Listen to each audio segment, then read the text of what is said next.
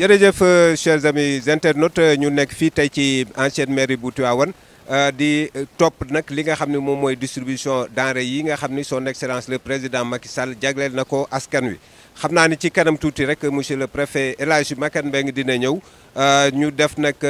une remise symbolique muy wane rek ni distribution bi door nañ ko tey ji ci Tivaouane ak li ko wër. ñi ngi leen di nuyu yéen ñi fi teew yëpp ci seen tur ak ci seen sant di wax ni tey ñëw nañu fii ci siège u ancienne mairie commune Tivaouane pour def li nga xam ni mooy lancement la ñuy wax opération d'assistance alimentaire donc aux ménages qui dans le cadre donc de la maladie la pandémie appelée Covid-19 muy mbas bi nga xam ni fu mu nekk nii adduna bi yëpp ñu ngi koy jànkonteel comme ni ngeen ko xamee son excellence le président de la république Macky Sall ci dogal yi nga xam ni jël na ko dafa am benn pàcc bu mu jagleel ndimbal boo xam ni dañ ko war a jox population yi ngir mën leen jàppale ci xeex bi nga xam ni ñu ngi koy xeex jàngoro bi ndax xeex bi dafa am fànn yu bëre yoo xam ni ci la askan wi war a taxaw gouvernement beeg ñëpp war cee taxaw et muy opération bi nga xam ni nag ci niveau national concerné na toll ci 1 million de ménages yu ñu war a yokk sax 100 000 ménages fii ci biir département de Tivaouane ñun dañ fi ciblé lu toll ci ñaar fukki junne ak juróom-benn ak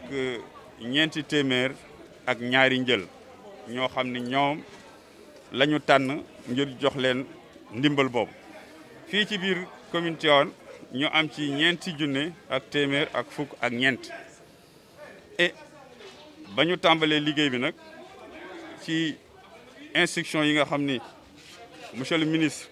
du développement communautaire de l'équité sociale et territoriale monsieur Mansour Faye ci instruction yi mu joxe woon mu jaar ci gouverneur taxawal nañu fi ay comité bi ci jëkk mooy comité départemental bi ñu def réunion et waxtaane li ñëw tuddee terme de référence ndimbal bi naka lañ koy doxale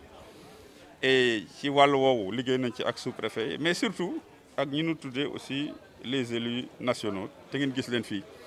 muy les honorables députés les membres du conseil économique social et environnemental ak les membres du haut conseil des collectivités territoriales ñoom ñëpp ñu ngi teew fi mais ñu ànd ci liggéey bi ak ñi nga xam ne ñoom la ñu tuddee les maires de commune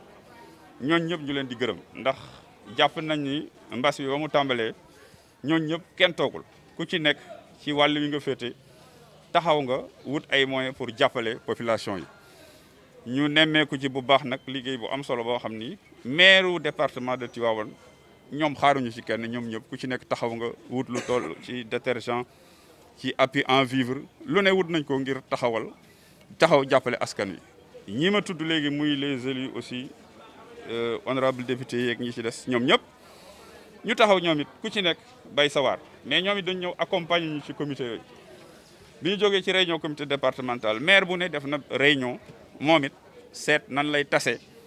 ni nga xam ne mooy ndimbal bi ñu jox ménage may fàttali rek ni ndimbal yi ménage yi nga xam dañ leen ciblé dafa am ñoo xam ni ngi leen jëlee ci li ñuy wax registre national unique ñu bëri jàpp ni mooy ñi nga xam ne dañoo am bourse de sécurité familiale effectivement ñooñu ñu ngi ci mais am na ñoo xam ni sax jotoon nañ leen recensé ba ñu dugg ci RNU bi te seen bourse génnagul waaye monsieur le ministre dafa ni nañu def li ñuy wax extension Covid mooy ñi nga xam ni naam bokkuñu ci bourse de sécurité familiale yi mais am nañu jafe-jafe déjà parce que xëy na ñu ngi jànkoon toog ci seen dund ay jafe-jafe ak ñi nga xam ni moom la ñuy wax les impactés du Covid de la maladie Covid mooy ñi nga xam ni daan nañu liggéey di daan seen doole waaye bi état d'urgence bi duggee ak couvre-feu bi dem beeg dikk bi xaw a jafe ñoom it loolu dafa am lu mu sooxe ci seen activité ba nga xam ni la ñu taxawaay ba ñu waroon am ci seen dund ak ci seen jàppale seen njaboot amatuñ ko ñooñu tamit ñu war ci ciblé et ginnaaw loolu nag bi ñu waxtaanee maire yi ñu may maire yi nekk ci communes yu mag yi ak ñi nekk aussi ci au niveau des arrondissements ginnaaw bi sous-préfet yi defee réunion ñoom it jël nañu quota boobu tas ko ci ñi nga xam ni mooy seen village fii nag ci biir Tivaouane ak ci Mexe maire bi daf ko jël tas ko ci quartier yi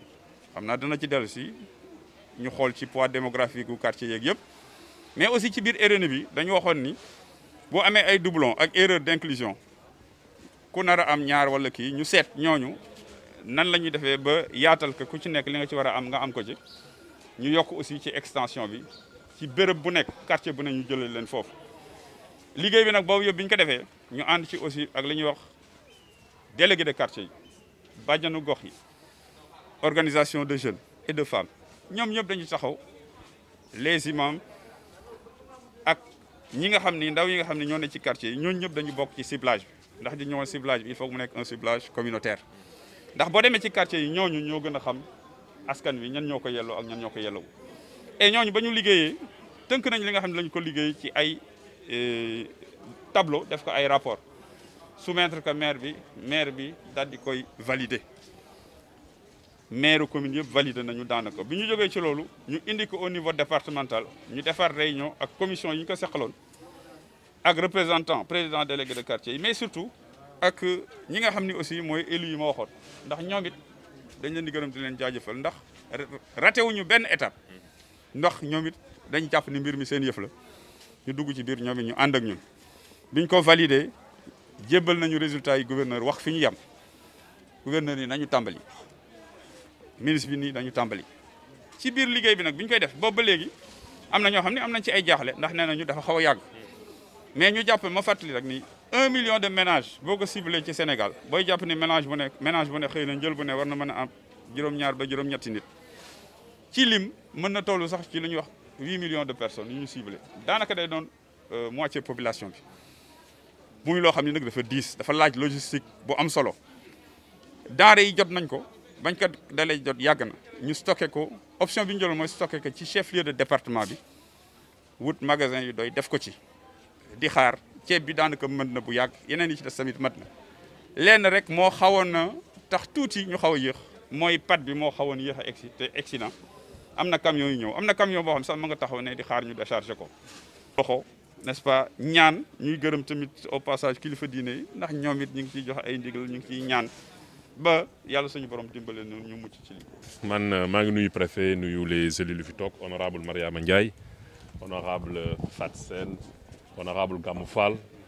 mais également le président des délégués de quartier madame Maymouna Dieye le chef de développement communautaire ñoom ñëpp maa ngi leen di nuyu ñun ñëpp ñoo àndandoo tey ñëw nekk derrière le préfet de Tivaouane Makan Mbeng pour que enfin ñu lancer li nga xamante ne nii mooy distribution des vivres yi nga xam ne président jël na ko jëmale ko askan bi defe naa sama wax mooy li préfet wax signé naa ko ndaxte expliqué na processus bi fi mu jógee ba fi mu yegg si expliqué na li ñuy wax semblant de retard bi ci am te du retard ndax président dafa wax ni mbir mi politique wu ko daf ko jëmee si askanu Sénégal mu jël ko teg ko ci loxo ñi nga xam ne ñoo ko représenté nekk ay délégués ci département yi si arrondissement yi ak ci région yi. amaana buñ ko jëloon xëy na ni rek jox nañ ko maire yi même bu fekkee jaarale nañ ko yoon dinañ ñu xëy yaakaar ni am na lu ci jaarul yoon préfet jiite ko am liggéey bu mu ñu si dénk liggéey boobu it ñu rester dans la dynamique bi président bëgg mooy ñu bañ koo politiser gannaaw bi ñu mettre le comité communal bi nga xamante ne émanation la ci comité départemental ñu def les comités locaux délégués de quartier yi jiital ko ku si nekk dem sa quartier yaa gën a xam réalité yi ni ko préfet waxee jël ña fa gën a néew doole ñu bind leen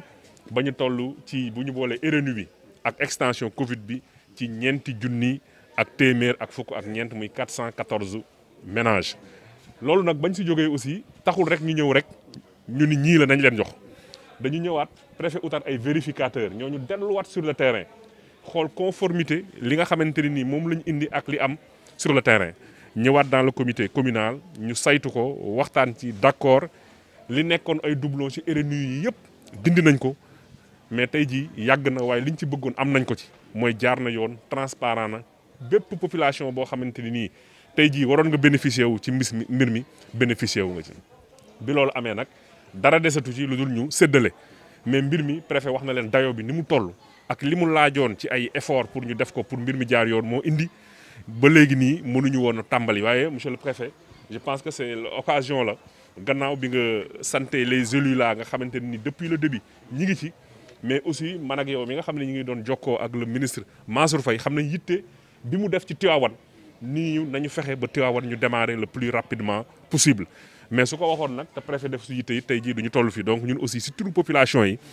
ñu ngi remercier monsieur le préfet xam naa effort yi mu def pour que tey jii dimanche bi ñu mën ko tàmbali. li ci am solo rek mooy ku gis lii xam ni am na solo ci population yi valeur bi valeur de 66 000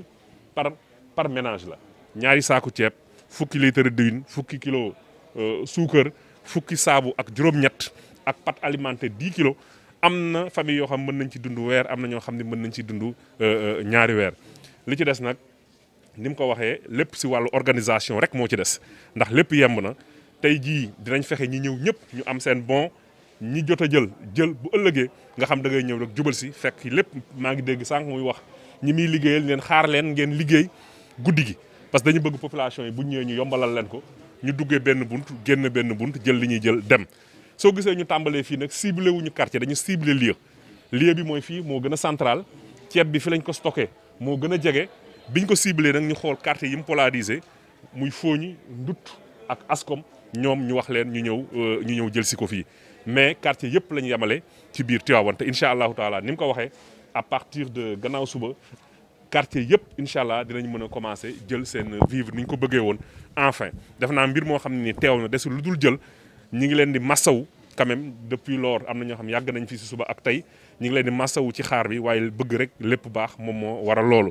ñun nag suñu rôle mooy effectivement nekk gannaaw préfet jàppale ko ci liggéey bi gis nga tey jël nañ ñoom ay manœuvre yoo xamante ni dañ leen mettre gratuitement à disposition ndax ku jël si nag yow rek yaay dugg mais il faut am ñu la ko génneel ba ci biti ñooñu ñu ngi fi di ñu jàppale ñu ñaan rek ñu ko tàmbalee ñu eggalee ko bu ak alhamdulilahi rabil alamin waaw defe naa ni soo déggee léegi préfet nee na 1 million de ménages la ñu ciblé woon mais président yokkaat na ci encore 100 000 ménages ñooñu si lañ bokk mais même en dehors de ces gens là déjà am na lu ñuy waxoon les groupes spécifiques parce que mbas mi bi mu ñëwee nekkul rek ñu vulnérable woon ñoo vulnérable am na ñoo xam ni mbas mi daf leen a indil vulnérabilité ñooñu tam président sóoraale na leen te incha allah seen quota bu ñëwee ni ñu ko defee nii rek lañ koy defee bu amoon lu ko gënal xëy na day defal waa Sénégal yëpp ku ne jëli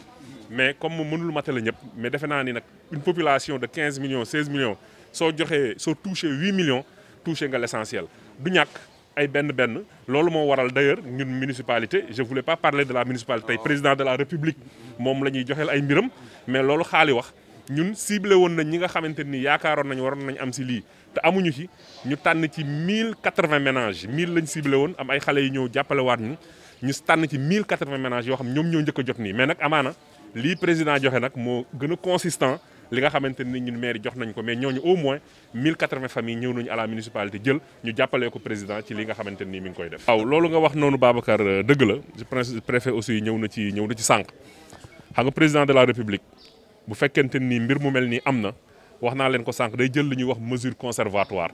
ndax mbas mi lu bees la loo xam ne xamuñu ko woon moo ñu taxawal lépp ñu xool virus bi